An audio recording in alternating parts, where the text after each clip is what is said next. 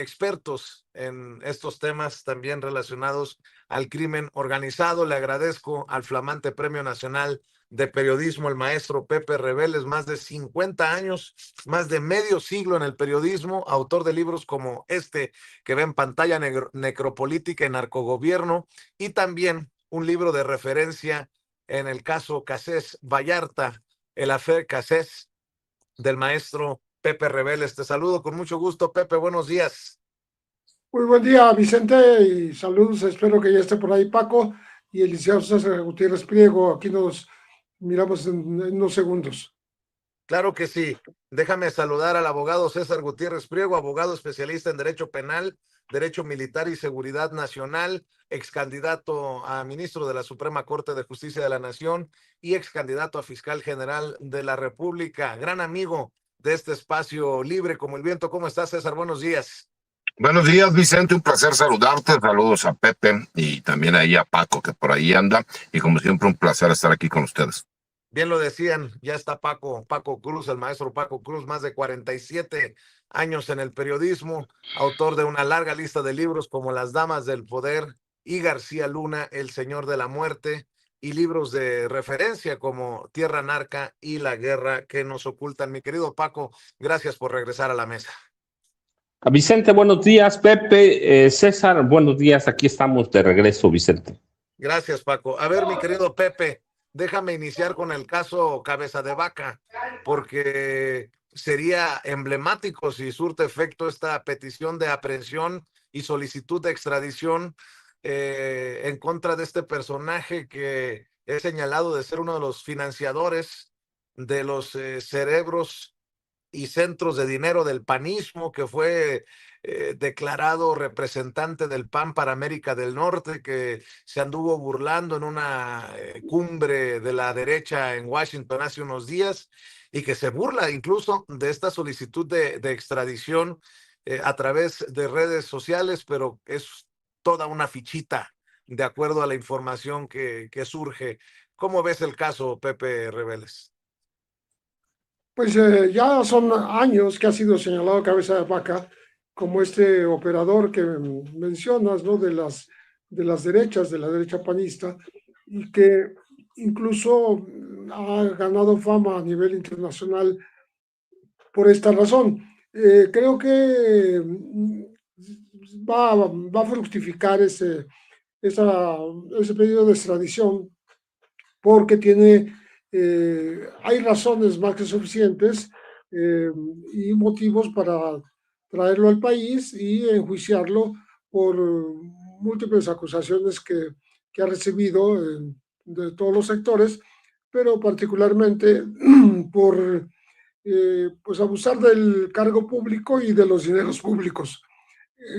García Cabeza de Vaca creo que es el ejemplo de estos políticos que pasaron impunes por su puesto y a pesar de haber sido electos en las urnas, pues defraudaron la confianza popular y se convirtieron en explotadores precisamente de la sociedad que los eligió.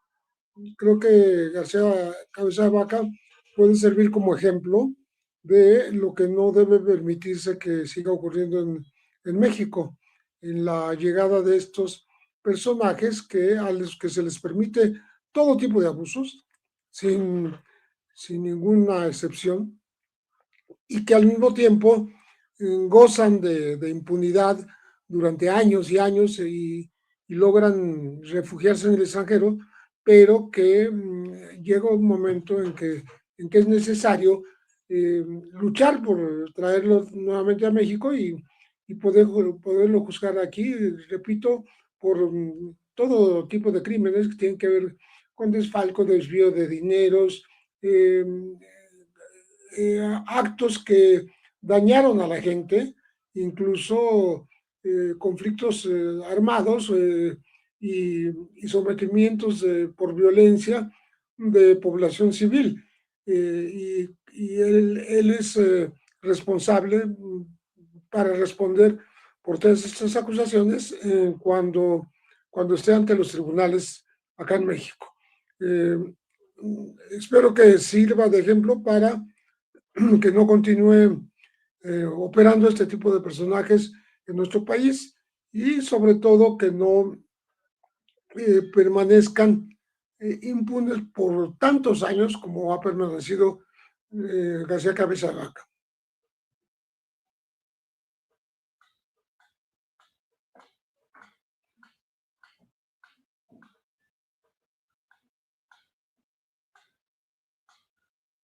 Ofrezco una disculpa. Se cerró el micrófono, ofrezco una disculpa.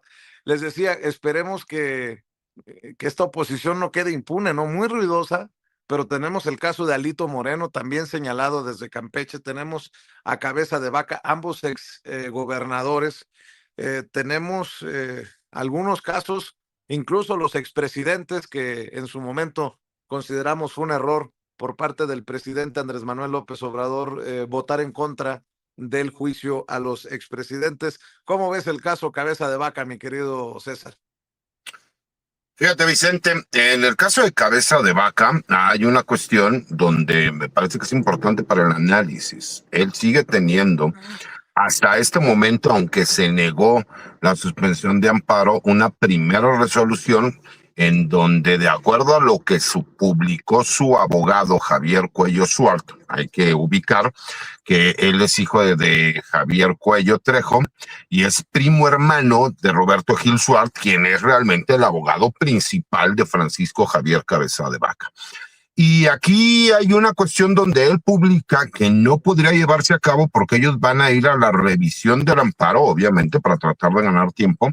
Y de acuerdo a lo que él publica en esa primera resolución, no se podía girar una ficha roja de solicitud de captura. Me parece que ahí van a tener que interpretarlo, pero eso no quita que hemos podido ver que la protección judicial que se le dio a ciertos personajes políticos, entre ellos Francisco Javier Cabeza de Vaca, estas relaciones de ciertos despachos de alcurnia con lo que era la anterior Suprema Corte de Justicia de la Nación, nos hace ver que por eso fue necesario participar en un proceso en el cual fuimos parte, porque se tenía que cambiar, ¿no? Esas cuotas de poder y esa protección. Hay que recordar que incluso él ya existía una orden de aprehensión desde que él era gobernador y que derivado del fuero constitucional que le otorga la Constitución del Estado de Tamaulipas, fue que no se pudo llevar a cabo la ejecución de esa orden de aprehensión que se solicitó en su momento y que posteriormente él huyó del país y se trajo de la acción de la justicia.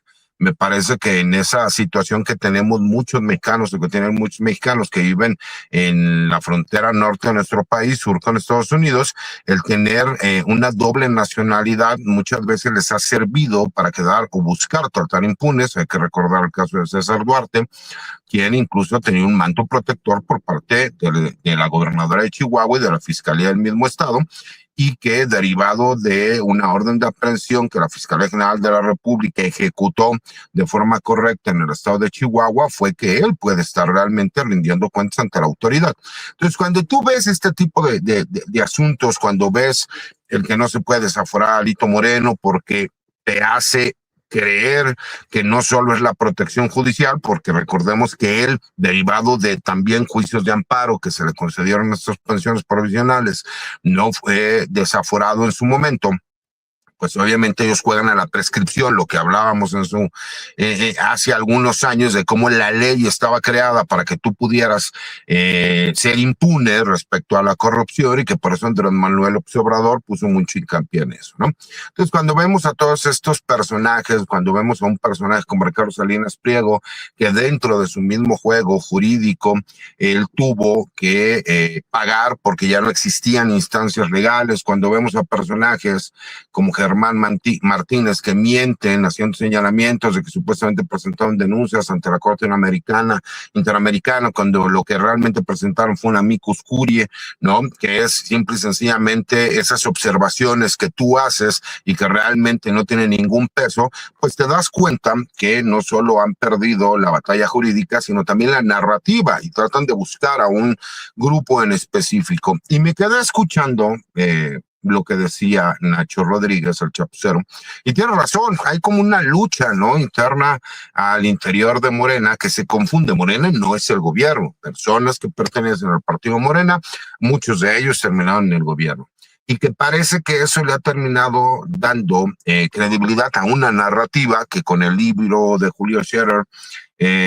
pues trata de esta guerra interna, ¿no?, por espacios, pues obviamente se haga todavía muchísimo más grande y le dé posibilidades de narrativa a personajes como Francisco Javier Cabeza de Vaca, Alito Moreno y a muchos otros más, de decir que lo que pasa es que existe un narcogobierno y que ellos son presos políticos y que por eso están yendo en contra de ellos, etcétera, etcétera, etcétera. Simple y sencillamente es imposible que se pueda justificar la fortuna multimillonaria del exgobernador de Tamaulipas cuando él toda su vida fue servidor público, nunca fue empresario, y no puede justificar el tener miles y miles y miles y miles de millones de pesos. Entonces me parece que sí tiene que ser hincapié a la Fiscalía General de la República para que no queden impunes. Ya vimos el caso de Karim Macías, que me parece que incluso fue operándose para que se pudiera dar una prescripción de los delitos y que por eso Reino Unido le termina concediendo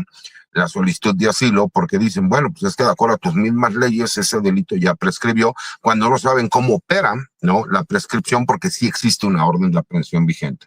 Entonces me parece que todo eso ha sido por parte de estos grupos de poder que estaban conectados en su momento con el Poder Judicial, y que la intención tanto de la reforma como de los cambios estructurales que se están haciendo, pues es que se acabe con la impunidad que ha existido con todos estos políticos, con todos estos empresarios y con toda la gente que queda completamente impune en todos estos actos de corrupción que se llevaron a cabo durante toda la historia de nuestro país.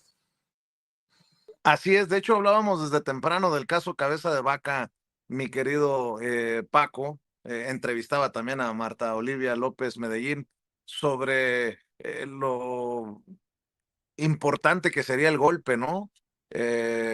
Tanto en la lucha contra la corrupción, contra la impunidad, como el golpe político a la oposición. Y bueno, ya mencionaba César también el caso de Karime Macías, creo que es el nombre de la ex esposa del exgobernador priista de Veracruz. Vamos a ver cómo le va en su primer encargo. Ahora sí que será su primer encargo como embajador de Reino Unido, Alejandro Gertz Manero.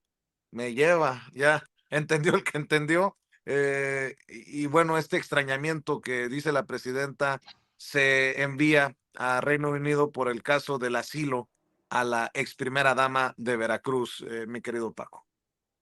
Vicente, pues yo te voy a decir a ti, a Pepe y a César, merezco la abundancia, merezco la abundancia, merezco la abundancia y merezco la abundancia. Mira, hay que ver el caso. César conoce mucho más de cuestiones legales que nosotros, pero verdaderamente es un caso patético. Hay que ver cómo lo presentó la Fiscalía y luego cómo lo presentó la Secretaría de Relaciones Exteriores. Oye, Paco, hay que conocer. Sí. Paco, perdón. Lo que me preocupa es que ahora desde el lado de Relaciones Exteriores esté el que todo parece indicar que hizo mal la chamba, el fiscal general de la República o la gente a su cargo, porque de acuerdo a lo que entiendo fue por una situación ahí de la fiscalía que le permiten que llegue al asilo en Reino Unido. Nada más lo dejo ahí sobre la mesa, Paco. No, por eso ahora hay que ver qué va a hacer la nueva fiscal, hay que ver cómo van a presentar el reclamo. Sí, está ahí, está en juego todavía, pero bueno, finalmente perdieron el primero y hay que acreditárselo bien a Alejandro Gertz Manero, que aquí siempre lo dijimos, caminaba siempre en sentido contrario y siempre estuvo más en contacto con las élites del PRI del PAN.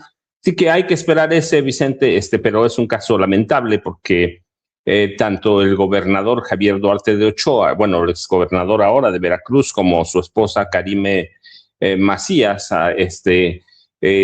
fueron un desastre verdaderamente y es un caso miserable. Recuerdas que vacunaban a los niños niños con cáncer, mientras se robaban el dinero, Vicente. Así que lo interesante es que él sigue preso, tiene nuevos cargos, hay que ver cómo avanzan, pero el caso de Karime es lamentable. Esa libreta que le dio la vuelta al mundo, merezco la abundancia, así que hay que esperar, Vicente, pero mira, por el otro lado hablaban tú, Pepe y César yo le digo el gobernador oscuro Francisco Javier García Cabeza de Vaca, independientemente de los cargos que ya lo conocemos, delincuencia organizada, su policía especial o cuerpo élite, los GOPES, que operaban como un comando del crimen organizado, como un mini cártel o cártel regional del crimen organizado. Independientemente de eso, sí, la PGR y luego la Cancillería presentan un buen caso, y yo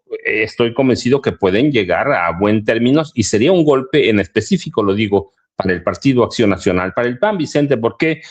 Porque Francisco Javier García Cabeza de Vaca representa para mí, en realidad es el futuro o el tapado del panismo. Es el único que tendría recursos para ser candidato presidencial, o por lo menos intentarlo. Es el único panista. Y él sería una especie de enlace entre el cártel inmobiliario que controla hoy Jorge Romero Herrera y toda su banda, y sería con el viejo PAN, el de Felipe Calderón Hinojosa, que son las facciones que están peleando en este momento. Sería muy interesante. Tú recuerdas, ya lo decía César, el muy cercano a él es Roberto Gil Suart, que fue el secretario de la presidencia con Felipe Calderón Hinojosa.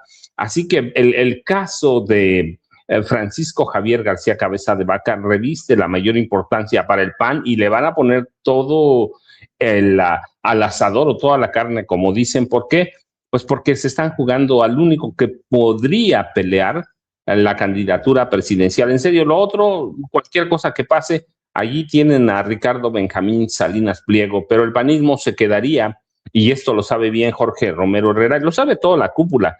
Si el PAN lleva como candidato a Salinas Pliego, el que va a perder es el PAN, que es el caso. No han visto, o lo han visto bastante bien, el ejemplo del PRI. Vicente ya lo ha dicho Alito, por más pillo que sea, lo ha dicho un par de veces, perdimos porque no llevamos candidato presidencial. Y sí es cierto, muchos, los poquitos votos o muchos que tengan, pues no son para ellos, y pierden. ¿Por qué? Pues porque no presentan una opción.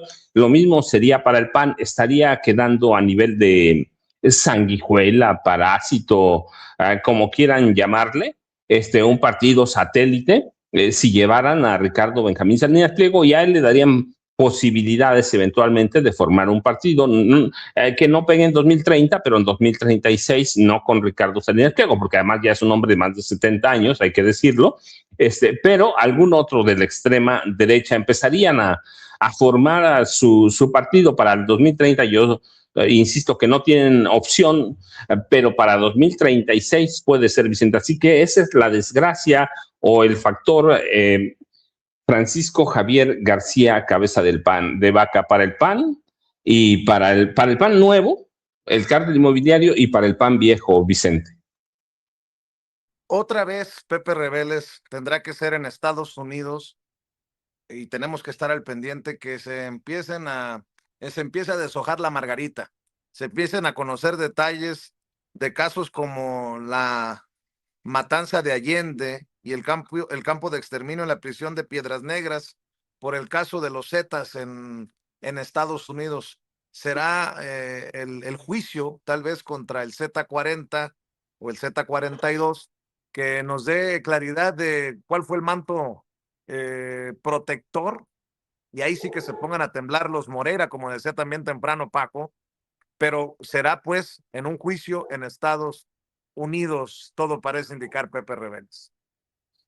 Sí, los hermanos Morales, Treviño Morales, son ya rehenes de Estados Unidos. Digo rehenes porque se les entregaron sin necesidad de aplicarles una ley de extradición, o sin que el gobierno mexicano lo hiciera.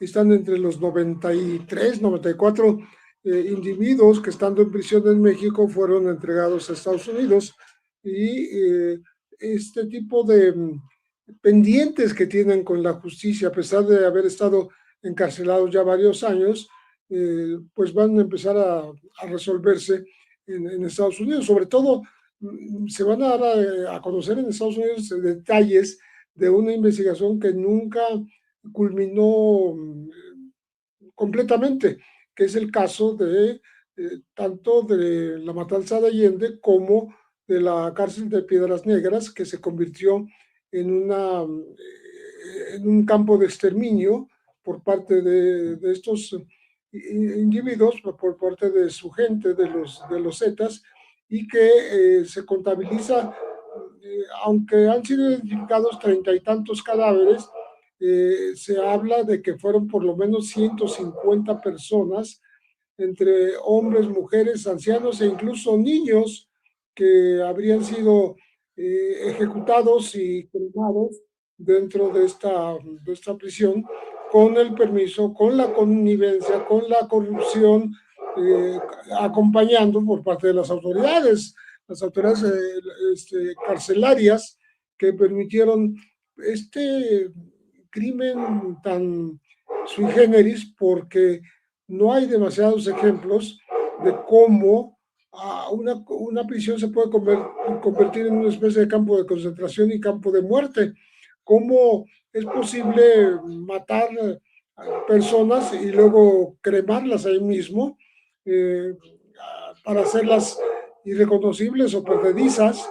Y esto ocurrió en México, ocurrió en Piedras Negras, y todavía es un pendiente que la sociedad tiene con respecto de informarse bien qué es lo que realmente sucedía ahí y cuál era el poder de los Zetas, hasta qué punto llegaba para conseguir la ayuda, conseguir sobre todo la cobertura cómplice de las autoridades y poder realizar estos crímenes, pues, crímenes de lesa humanidad.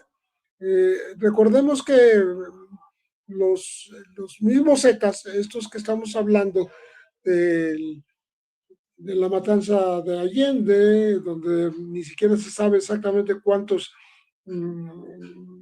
mexicanos murieron por la venganza de los Zetas, información que hicieron pública las agencias de Estados Unidos, y eso provocó justamente la llegada de multitud de hombres armados para masacrar a la población civil de Allende. No sabemos exactamente cuántos fueron, pero fueron por lo menos 300, 400. Y esto también ocurrió en México, y se va a saber por primera vez en Estados Unidos cuáles fueron las motivaciones, por qué ocurrieron. Los Zetas están en la mira de Estados Unidos desde hace buen tiempo. Incluso ya lo comentamos en alguna ocasión aquí hace un par de meses, cómo se menciona en un libro llamado El Cártel de Fort Bragg, que los Zetas actuaron con militares de los Estados Unidos para cometer delitos y cometer antes tráfico de drogas, con anuencia de personajes del ejército de Estados Unidos que estaban en Fort Bragg y que permitieron que esto ocurriera. Cuando alguien lo quiso delatar, fueron asesinadas 2 personas que sabían de cómo estaba operando este fenómeno de alianza entre los Zetas y elementos del ejército de los Estados Unidos en el Fuerte Bragg. Esto es el otro pendiente que tenemos de información.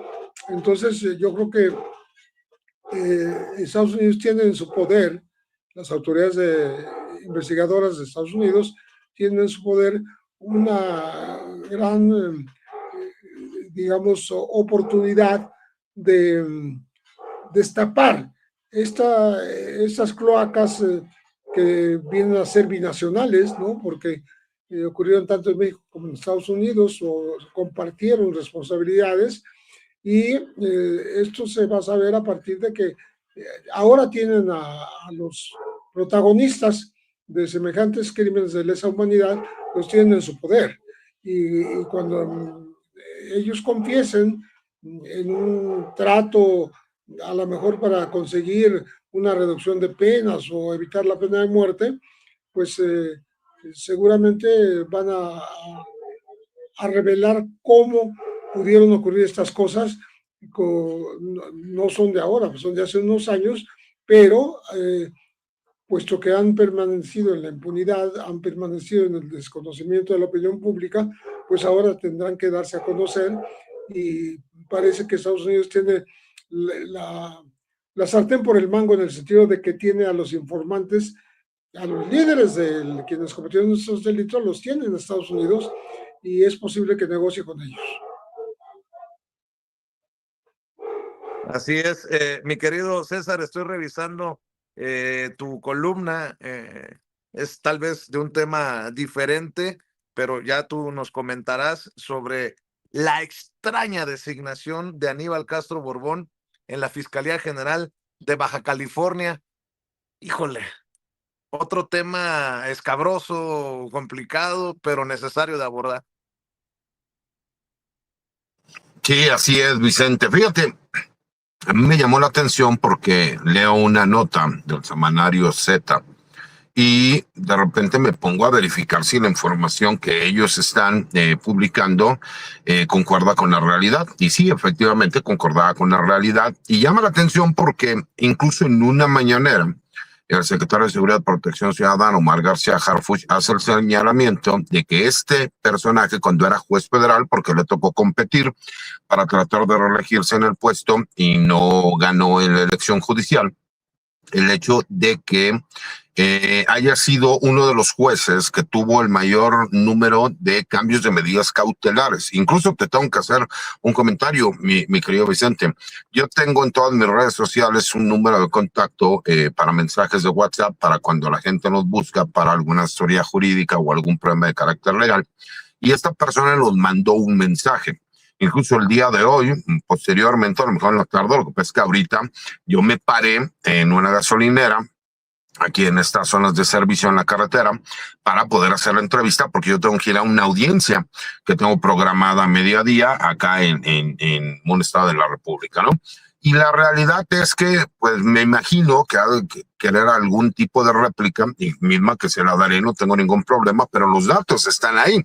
¿Cómo es posible que una persona que fue juez federal, que estuvo en el Poder Judicial, que fue cuestionado por el secretario de Seguridad y Protección Ciudadana de dar beneficios que se consideran, o por lo menos en su momento los consideraron fuera de lugar o ilegales, no utilizando esa parte de la ley que da beneficios a ciertos delincuentes? Aquí ya no son presuntos, son delincuentes, que se les solicita un cambio de medida cautelar, donde incluso se encuentran involucrados personas que tuvieron que ver con los lamentables hechos de la guardería ABC, que ahora, sin ninguna preparación, termine siendo, ¿no?, fiscal general de la República, porque una cosa es ser juzgador y otra cosa es ser investigador.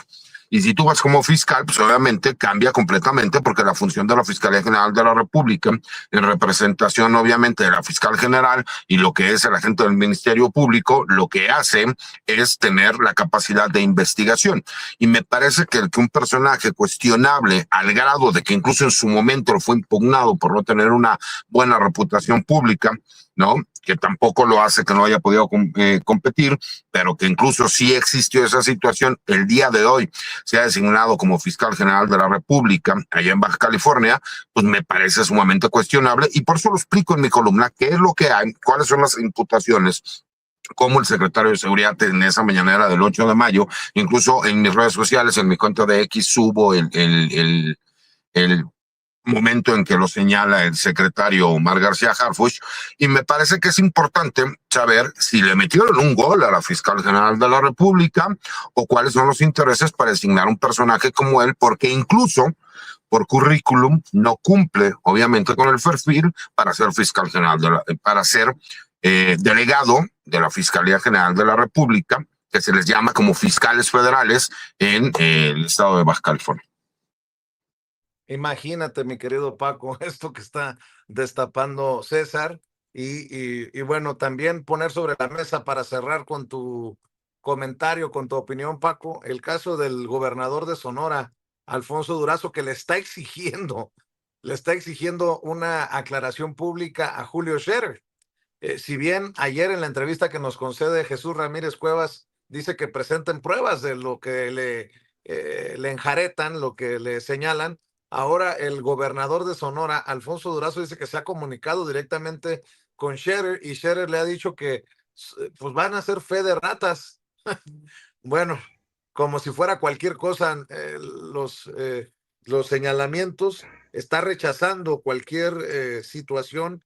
El gobernador de Sonora, Alfonso Durazo, rechaza los señalamientos de Julio Scherer y exige una aclaración pública. El gobernador de Sonora, Alfonso Durazo, rechazó de manera categórica los señalamientos contenidos en el libro Ni Venganza ni Perdón, escrito por Julio Scherer Ibarra con coautoría de Jorge Fernández Menéndez, y exigió al exconsejero jurídico de la presidencia una aclaración pública inmediata. A través de sus redes sociales, el mandatario difundió una fotografía tomada el 13 de septiembre de 2021 durante su toma de protesta en la que aparece junto a Julio Scherer, acompañada de un posicionamiento en el que negó haber recibido financiamiento ilícito en campaña o en cualquier otro momento de su trayectoria política. Ni ese día, ni en ningún otro momento Julio Scherer me advirtió sobre la existencia o siquiera sobre el riesgo de algún esquema de financiamiento ilícito relacionado con Sonora. Ambos sabemos que jamás he recibido ni un solo peso de procedencia ilícita, dice el gobernador de Sonora, y bueno, se suma pues a las voces que pues abiertamente están descalificando las versiones que maneja en el libro Julio Scherer Ibarra, mi querido Paco. Fíjate, Vicente, nada más, bueno, ahorita regresamos, rapidísimo, medio minuto, es que lo de las masacres de Allende, ¿sí? 18 de marzo 2011, me acuerdo porque me tocó hacer una nota sobre eso, y el campo o centro de exterminio que había en el Centro de Readaptación Social Cerezo de Piedras Negras, Coahuila, entre finales de 2009 y septiembre de 2012, los Zetas controlaron esa prisión. Los Zetas allí asesinaron, desaparecieron, incineraron, torturaron a por lo menos 150 personas, como decía Pepe. Pero, bueno, ¿cuál es lo interesante de estos dos casos? Lo voy a decir rapidísimo, Vicente, que entre 2005 y 2017, los hermanos Humberto Moreira Valdés y Rubén Moreira Valdés, gobernador primero Humberto de 2005 a 2011 y Rubén Moreira del 1 de diciembre de 2011 a 30 de noviembre de 2017, controlaron Coahuila. Había evidencias sólidas de que tenían tratos con los Zetas los dos y que dejaron operar a los Zetas, y en ese contexto se dan estas matanzas y este control del penal de Piedras Negras. Así que Humberto Moreira Valdés y Rubén Moreira, que es el segundo de a bordo de Alejandro Moreno Cárdenas, tienen mucho que explicar.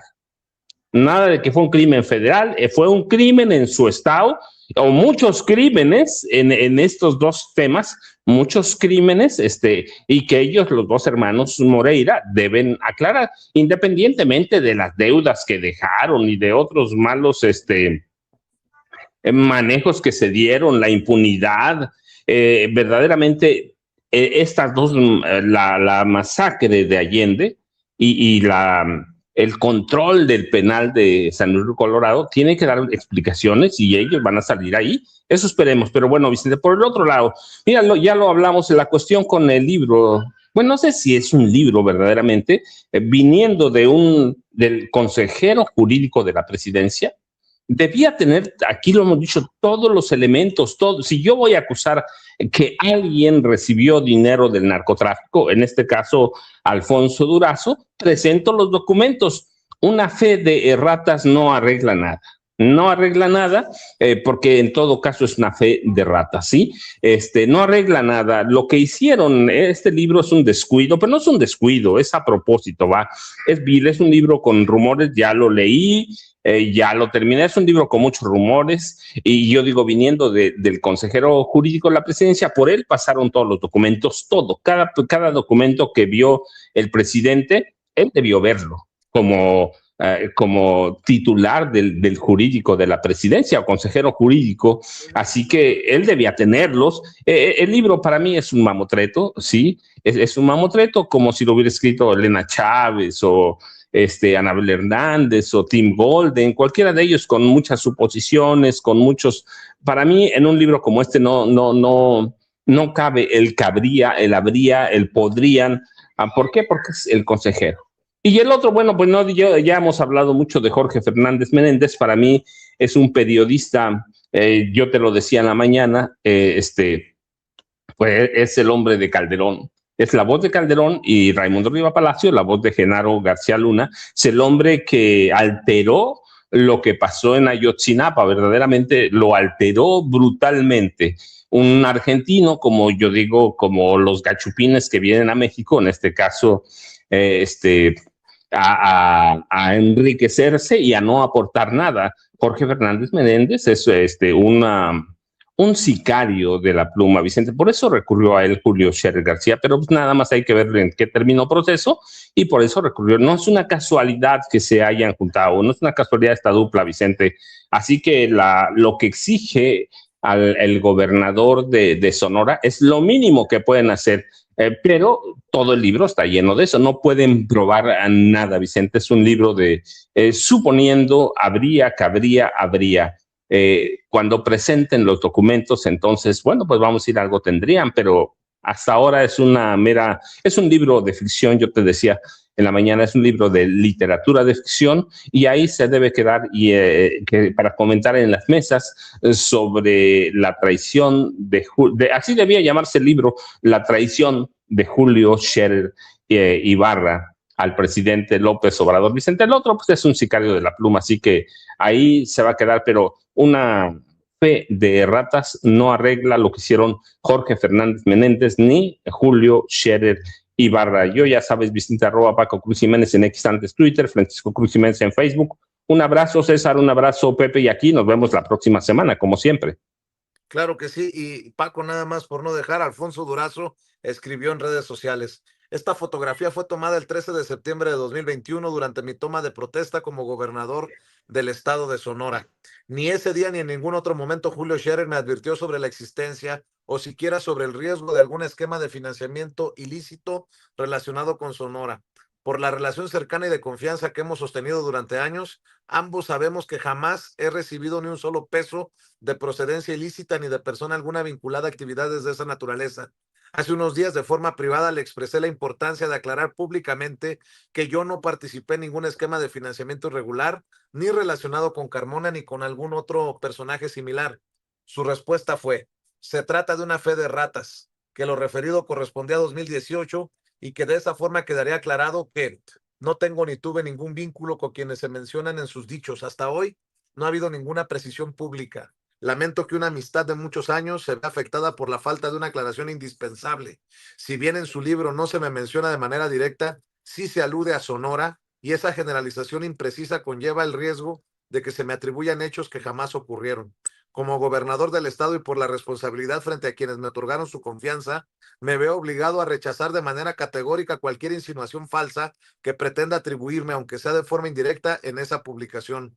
La historia merece ser contada como fue, no como a algunos les conviene recordarla. ¿Cuántas fe de ratas más harán falta para decir toda la verdad? Cierra con esa contundente pregunta Alfonso Durazo y responde Julio Scherer con un escueto: respeto la postura del gobernador Alfonso Durazo. El libro no hace referencia a su protesta en 2021 ni a su gestión. Los mencionados está claramente situado en 2018 en la página 253. No existe imputación personal ni señalamiento directo. Una lectura completa del texto lo confirma. Pues, bueno, Vicente, nada más antes de que me vaya, bueno, que se despidan César y Pepe, como tú dices, o como dice Vicente Serrano, hay que ser cochino, pero no tan trompudo, Vicente. Pues sí, definitivamente, y como bien lo dijo el gobernador, echó también por el caño la amistad, dice el gobernador Alfonso Durazo, Julio Scherer con su libro, y por las imprecisiones y generalizaciones que pues se llevan entre las patas de los caballos a algunos algunos otros. Mi querido César, no sé si quieras cerrar con tus redes sociales, algún otro comentario antes Como siempre, de despedirte. agradecido, mi querido Vicente, por estar contigo, con Paco, con Pepe. No, pero me encantó porque el gobernador Durazo, que no tiene pelos en la lengua, salió y le exigió una disculpa pública, y en lo que sale la fe de erratas, que en este caso es fe de ratas, ¿no? Ya salió a decir que no tiene absolutamente nada que ver, nada más para que veas como alguien que sí tiene, ¿no?, la narrativa de su lado, pues obviamente en ese momento le dice, a ver, acláralo, ¿no? Y termina aclarándolo. Y respecto a lo que se dio en la masacre de Allende, me parece que son de esos hechos que no pueden dejar ni pueden quedar impunes. Hay que recordar que el Z40 decía que ni él ni su hermano eran, que los habían confundido y que los habían golpeado. Y hay que recordar que qué tan duro se llevan los hermanos Moreira, que mataron al hijo de Humberto cuando el hermano era el gobernador del estado, ¿no? Nada más para que veas ahí cómo las traiciones, incluso entre políticos y familiares, son complicadas. Te mando un abrazo, mi querido Vicente, le mando un abrazo a Paco y a Pepe y a todas las personas que nos ven y nos escuchan, y ya nos vamos porque tenemos que llegar a audiencia.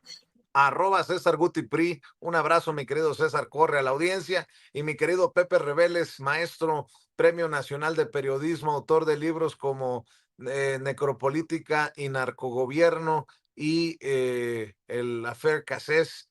Yo también te agradezco, no sé si quieras cerrar con algún otro comentario. En este caso no hay redes sociales, el maestro Pepe Reveles alejado de las redes sociales. Y así como están los trancazos, Pepe, en los últimos días, te respeto, te admiro más y mantente así, alejado de la selva que es las redes sociales. Muchísimas gracias, Vicente. Saludos y nos veremos la próxima semana con Licenciado Gutiérrez Pliego y con Paco Cruz. Les mando un saludo también al auditorio.